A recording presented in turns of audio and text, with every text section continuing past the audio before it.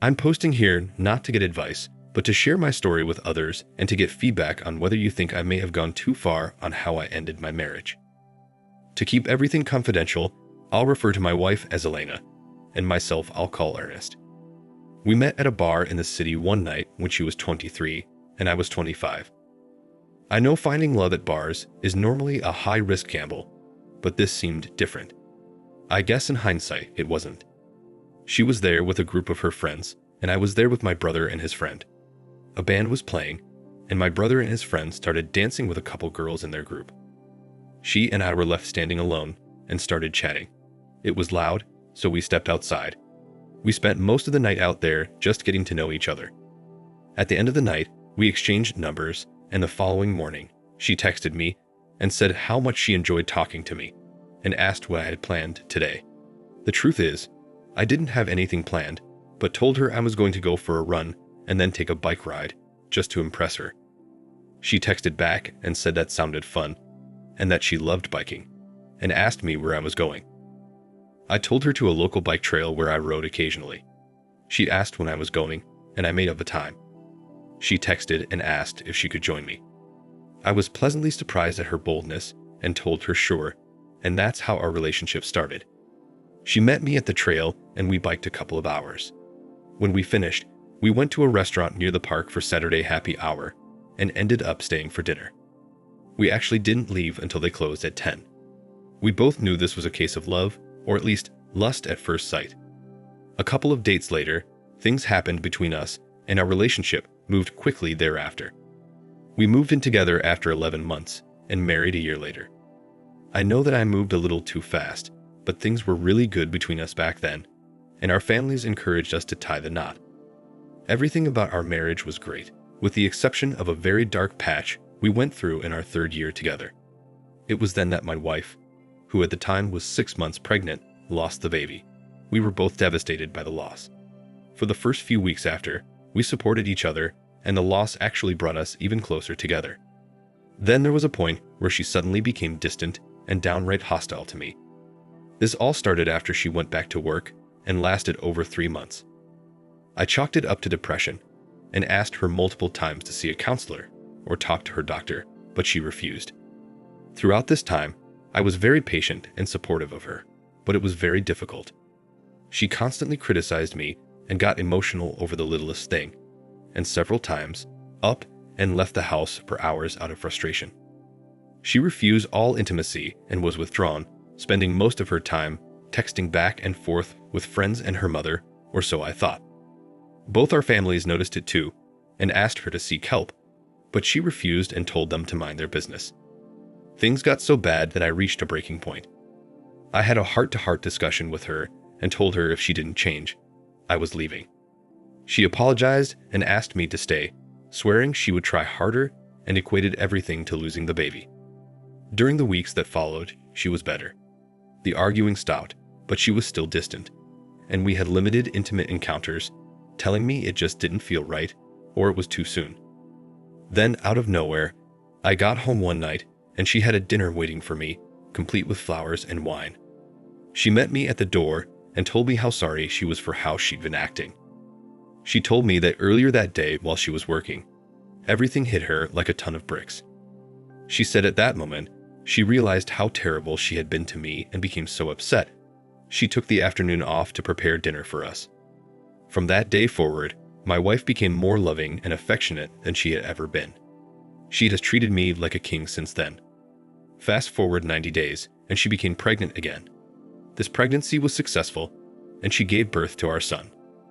I now had what I thought was the ideal marriage: a loving wife, a beautiful child, great families, great friends, great jobs, and a nice home.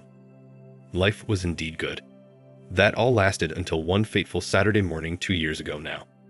Earlier in the week, I had bought my wife a new tablet for her birthday as her old one was over 7 years old and was no longer software supported by the manufacturer.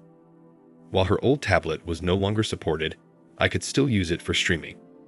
I thought I would put it in the garage on my work credenza and use it to listen to podcasts and satellite radio while I'm working out there. I looked around for her tablet and finally found it at the bottom of her underwear drawer. Strange place to put it, but I didn't realize why at the time. I took it out to the garage and powered it up, and when I did, a messenger application came up. She was still signed in, and I could tell from the message dates she hadn't used the app for nearly 3 years. I was about to minimize the application, but then decided to snoop a little and open one of the messages. I couldn't believe my eyes. It was a message between her and her then boss. In the message, she was explaining to him why they could no longer be together. She said what she had done was wrong, and she suddenly realized it that day. I then went back and found hundreds of messages between the two of them. The messages span a 3-month period that coincided with the time she was treating me so poorly. It all made sense now. She was having an affair with her boss that entire time. This guy and I sat together at company outings and golfed together several times during and after their affair. He has a wife and a son just a year older than our boy. I was furious. What infuriated me even more was the conversations between the two of them where they openly mocked me and his wife, and worst of all, where they bragged about what they did with us after their encounters. It was soul-crushing. I was devastated at first, but then just got angry. I thank God she wasn't home right then, as I don't know what I would have done had she been. I read each message in detail until she called me on her way home. Before she got there, I took the tablet out to my car to hide it from her and to make sure I still had access to the Messenger app for evidence. When she got back, I helped her put away the groceries and then told her I needed to go into the office for a couple of hours as I had forgot something. At the office, I synced up the tablet to a personal printer I have there and printed off their conversations. All 972 of them. While printing them out, I grew progressively angrier and contemplated my next move. When I left the office, I was full of rage and headed over to her boss's house. My plan was to go there and deck him. When I got on his street, I came to my senses and decided that was not a smart thing to do. Instead, I headed home to confront my wife. I was even more full of rage, but again, sanity kicked in and I decided against it. Instead, I went to the park near our house and walked for over an hour and devised a plan. Amazing how fresh air clears the mind. The one thing I knew was that I would be divorcing her. Nothing she could say could ever justify what she had done. I wanted to ambush her and humiliate her with a divorce to make her feel as bad or worse than I felt when I found out about her affair. I also wanted her to suffer. I thought, until I serve her with divorce papers, I'm going to treat her the same way she treated me when she was having the affair, and that's exactly what I did starting that Monday evening. During the day, I met with 2 different attorneys and picked one with a reputation of being ruthless to handle my divorce. I presented the attorney with all the messages and the tablet computer. According to her, this was more than enough to justify an at-fault ruling, as the messages included many graphic pics of the two of them, including several they took together. Why they took and sent those pics, who knows, but I'm glad they did. As my attorney said, without them, the infidelity would be more difficult to prove. The toughest part was waiting. My attorney said she would need a full 3 weeks to draw up the papers due to a backlog she had. I then contemplated how I would handle things with my wife. I couldn't stand the sight of her, but knew I had to play it cool until the papers were ready. Also, I had my 2-year-old son to think about. I wanted to make sure everything was good for him. As I said, I decided to treat my wife the same way she treated me during her affair. I refused all of her advances, acted distant, criticized her, and started arguments over ridiculous things. I know some are going to say I should have been the bigger person and not stooped to her level. To them I say, I didn't cheat, so I'm not stooping to her level. I'm just giving her a little taste of her own medicine. She noticed the change right away and did everything to please me. Even though she was doing everything right and had been since the end of her affair, I treated her like garbage. Thankfully, I only had to keep up this act for a little over 2 weeks as my attorney completed the paperwork faster than she originally thought. I then had to decide the best way to confront her. I decided to do it on a Sunday morning when both sets of our parents would be at the house. They normally come over right after Mass and have coffee and breakfast with us. My plan was to print out copies for them and ask them to read it, then hand a copy to my wife. After she realizes what it is, I would then present her with the divorce papers right in front of our parents. I know to many of you this is going to seem like a petty and childish way of handling the situation, But until you've been cheated on and disrespected like Elena had done to me, you can't imagine the hurt and pain. To make the confrontation even more dramatic, the night before, I took her out to an expensive dinner, bought her flowers, and we spent our first romantic night together in 2 weeks. Saturday came, and I arranged to have my sister-in-law pick up our son and take him to her house where he would stay overnight, and I would pick him up on Sunday afternoon. My wife absolutely loved the evening we spent together, and I could tell she felt a sense of relief after the way I had been acting during the previous 2 weeks. She told me how worried she had been about me. I felt guilty for a minute there, but then the pictures of her and her boss flashed through my mind along with the awful things they had said about me and the things she did to me after their encounters, and that guilt quickly left my mind. Sunday morning came, and I thought long and hard about backing out of the plan right up to the last minute, but in the end, I went forward with it. Our parents arrived and brought bagels, and we had coffee and juice ready like we normally do. We all sat around for 45 minutes or so talking and laughing. I then excused myself from the table and said I had something to show them. My wife looked at me puzzled. When I went to retrieve copies of the messages and photos, my hands were shaking and my heart was pounding. I took the copies in the bathroom, stared at the mirror, and again contemplated backing out, but thought about the messages and pictures again, and that motivated me forward.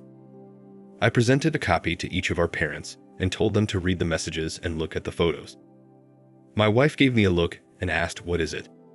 I just smiled and lifted my index finger, motioning for her to wait a minute. Our parents had a look of shock on their faces and didn't say anything until my dad raised his head, looked at me and my wife, and asked, "What is this?" With that, I handed my wife a copy. She started looking through it and immediately started crying. She went to get up from the table.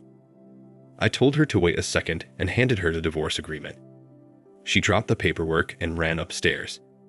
I spent the next 15 minutes explaining to our parents in detail about the situation. Our mothers and my father-in-law had tears welling up in their eyes, while my dad was just disgusted. I told my in-laws that I wanted them to take Elena to their house until we can work out an operating agreement leading up to the divorce. They agreed, and my mother-in-law went to our bedroom to talk to Elena. After 90 minutes of sobbing, Elena left with her parents without a scene. I think she was in shock. She had a blank stare on her face, and her eyes were raw from tears. The only thing she said to me when she left was that she was sorry and she loved me. I told her we'd talk tomorrow. She ran over to hug me, and I hugged her back as I didn't want to be confrontational at that point. I just wanted her gone. The following day, she texted and called me repeatedly, but I didn't respond until the evening. I called her and let her talk, which she did for over 20 minutes without stopping. She just kept apologizing, telling me how long ago it was, and that she thinks the shock of losing the baby made her do it. I listened, and when she finished, I just asked if she had read through the divorce papers. She said no, and then started crying and begging me not to divorce her. I told her that was her only option, and that I'd like to make it as painless as possible for the both of us and for our son. She just kept begging and crying, and eventually, I just politely ended the call as there was nothing coming from her end except sobbing. The next day at work, I got a call from her dad. He said they had taken Elena to the hospital as she was acting irrationally and threatening harm to herself. I told her dad I was sorry to hear that and wished her well, but I said I would not be visiting her. I called my attorney and informed her of the situation. She became angry as she warned me about handling the confrontation as I did. She said now things are likely to get complicated. Well, that it surely did. Elena remained in the hospital for 5 days and then was put into an intensive regimen of outpatient therapy after she got home. Her parents said the doctors believed she has dissociative identity disorder, also known as having multiple personalities.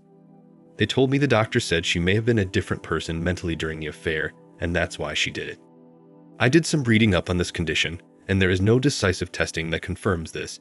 It's just something doctors conclude looking at a person's behaviors, their medical history, and through observation. I didn't buy it. I thought it was just an excuse for bad behavior and something that could be used to her advantage in court. I called my attorney to let her know the news. She told me this was unfortunate, as this will definitely complicate matters and may delay the process depending on how her attorneys decide to utilize the diagnosis. While she didn't normally do so, she recommended that I voluntarily offer up marriage counseling. She explained that after my ambush antics, this gesture would be looked upon favorably by the courts. So that evening, I went over to my in-laws' home and visited my wife and took our son. We laughed and played for a while, and it felt like old times. I had my mother-in-law watch him for a while I talked to Elena and told her I wanted to go to marriage counseling. She was overjoyed and hugged me. I played along, but again, I had no intentions of reconciling. I was only following the recommendation of my attorney. We went to 6 sessions. The counselor was a nice woman, but I could tell her only goal was to keep us together no matter what. My wife took all the blame and offered me anything I wanted to stay. The counselor explained that my wife experienced PTSD from the lost pregnancy, which caused the DID. She tried to convince me that this was an anomaly, and that my wife was a completely different person now. Even though I was still boiling with anger inside, I held it together and just told them I can't do it. I said I would never get the pictures of my wife and her boss out of my head, and I would never forgive her for what she did to me and our family. The counselor kept telling me to remember that was not Elena, it was someone else. But I stayed firm and held my ground through multiple sessions of this. Eventually, the counselor gave in when she realized I wasn't going to change my mind. After much convincing, Elena eventually came to accept that I'd never get over the situation, and it would be best if we just became great co-parents for our son. When we went to trial, my attorney worked out an agreement with Elena's attorney, and we had everything agreed to before going into the hearing, splitting our assets 50-50 and sharing custody of our son. We also agreed there would be no child support or alimony as my wife had a good job, though she didn't earn as much as me. When we got into the courtroom, the judge pretty much put aside everything we agreed to and started from scratch. She okayed the 50-50 division of assets, but started challenging the rest of what we worked out. Seeing where things were headed, my attorney asked for a recess, which the judge granted. She then explained to me that we would need to enter into evidence all the chat messages and photos, as well as discuss my wife's mental diagnosis in order to have any shot at getting 50-50 custody and no alimony. We didn't discuss this with my wife or her attorney beforehand. My attorney just presented it. After hearing everything, the judge awarded 50-50 custody, but specified that my wife's home would be the primary home. She did not require alimony, but stated I would need to pay child support that would be reassessed on an annual basis. In the end, I guess things could have turned out worse, but I was baffled. Since we live in an at-fault state, I thought the divorce would be a simple process. My attorney explained that the divorce process is relatively straightforward in all counties, except for those where the leadership and judiciary are more progressive. She said in those counties, it's a battle to get a fair deal for the husband, even when there's documented evidence of cheating. She explained that it depends on the judge, and that I was lucky this judge was somewhat moderate. I didn't realize things worked like this. So after we sold our house and split the proceeds, I moved just over the border to a suburban county, which has a more traditional value system. The drama with the divorce didn't end there though, as it was now time to inform the AP's spouse. I wanted to do this right after I confronted my wife, but my attorney insisted I wait until after the divorce was final. I got her contact information off LinkedIn and called her. We met later that afternoon at a coffee shop in the lobby of the building where she works. I presented her with the evidence and told her what had occurred. Learning this information, she of course was upset. She apologized, thanked me, and then ran out of the coffee shop crying. At that point, I felt everything was complete and I could move on. But the drama didn't end there. A week later, I got a message from my wife's AP. He was obviously inebriated and ranted how I ruined his life. He said I cost him his job, his wife, and his kid. He just mumbled on, sporadically making threats until the message timed out. He called back a total of 7 times, leaving similar messages, which mostly were inaudible due to his condition. I texted him and told him to stop calling me, or I would go to the police. He sent me a message back, telling me to F off. I'd had enough, so I went to the police station. I let them listen to the messages and got a temporary restraining order against him. The police also called him and told him to knock it off, which he did. To complicate things, he apparently called multiple people at my wife's office that same evening. He told them the reason he was fired is that he and my ex-wife had an affair. While Elena didn't lose her job over this, she became the topic of office gossip and the butt of many jokes. Things got so bad she eventually ended up quitting. While it felt good to see them both suffer, financially it wasn't a good thing for me as I was ordered to temporarily pay more in child support. My ex-wife eventually got a new job and the amount was reduced. In the end, I got out pretty good with 50-50 custody, a small child support payment, and a tolerable co-parenting relationship with my ex. Overall, I'm proud of the way I handled things. However, my wife's family and many of our mutual friends are not. They feel I should have given her a second chance due to her mental condition. So that brings me to my question. Do you think I moved to divorce my wife too quickly, considering her mental diagnosis? Remember, this is not something that can be determined by testing. It's just something her doctors concluded. To me, she cheated and disrespected me in the most egregious way possible, and that's all that matters. I don't care what personality inside her did it. They say she is broken-hearted and remorseful, and all she wants is to have her family back. I do believe she is sorry and remorseful for her actions, but the damage has been done. And to me, there is absolutely no way I would ever get back together with her. I will just treat her professionally for the sake of our son and wish her well in her future endeavors. So that's the end of my story. Sadly, in some places, it seems as if men are treated like second-class citizens in divorce, even in at-fault states where a spouse has cheated. Thanks again, and take care. Ernest. Thank you for watching. Like, comment, and subscribe if you enjoyed the video. Until next time, I'll see you again. Take care.